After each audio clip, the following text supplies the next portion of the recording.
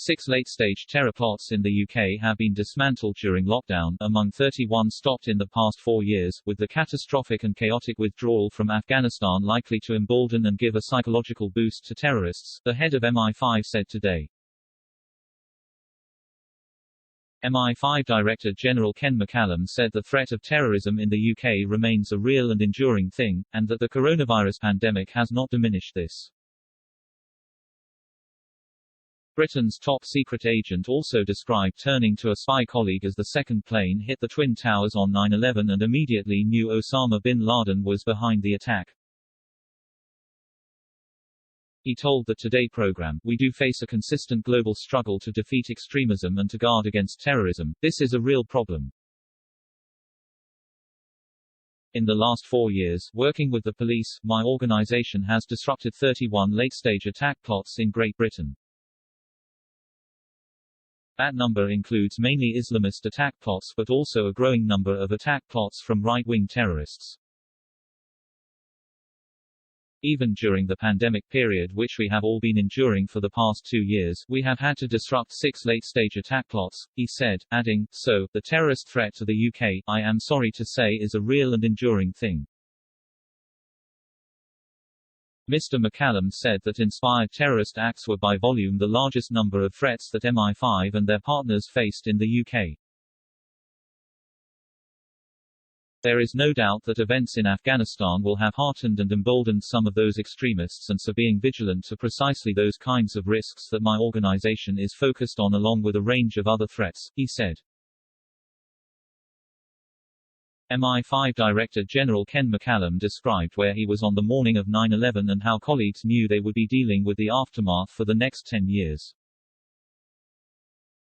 On the morning of 9/11 when the first plane hit the 2 towers we turned on the television in the corner of the room, and as the second plane struck, a colleague quietly said Osama bin Laden, he told the BBC's Today program. Someone else said I guess we all know what we're going to be doing for the next 10 years of our lives, and so it proved. In the 20 years since we have faced wave after wave of terrorism from extremists seeking to cause mass casualties and prepared to give up their lives in the act, that is a horrifying reality, but, by the same token, it is also extremely motivating for my organisation. Mr McCallum said that although more directed plots from terrorist organizations take time to organize and carry out, psychological boosts for their causes could happen overnight. Terrorist threats tend not to change overnight in the sense of directed plotting or training camps or infrastructure, the sorts of things that Al-Qaeda enjoyed in Afghanistan at the time of 9/11, he told the BBC's Today program. These things do inherently take time to build, and the 20-year effort to reduce the terrorist threat from Afghanistan has been largely successful. But what does happen overnight, even though those directed plots and centrally organized bits of terrorism take a bit longer to rebuild? Overnight, you can have a psychological boost, or morale boost to extremists already here, or in other countries. So we need to be vigilant both for the increase in inspired terrorism which has become a real trend for us to deal with over the last 5 to 10 years, alongside the potential regrowth of Al-Qaeda-style directed plots.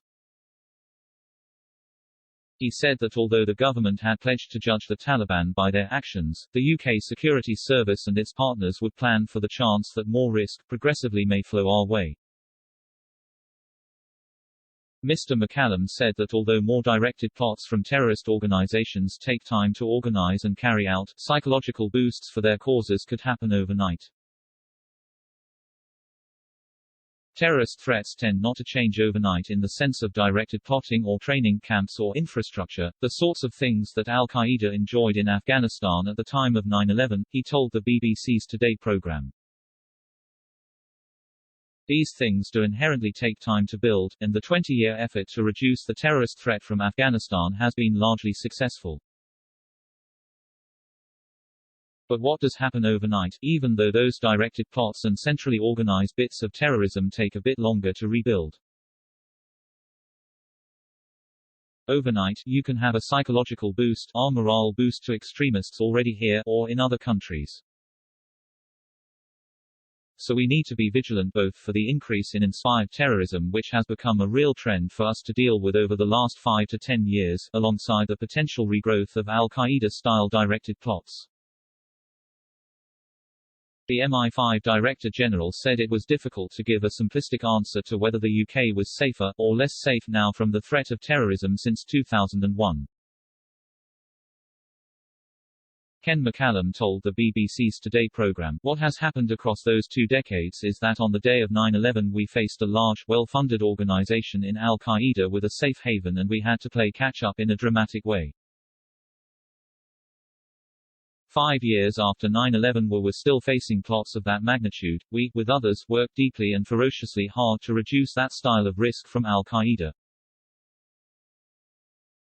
Mr McCallum added that a consequence of the success of reducing large-scale terror events had been the growth of inspired terrorism.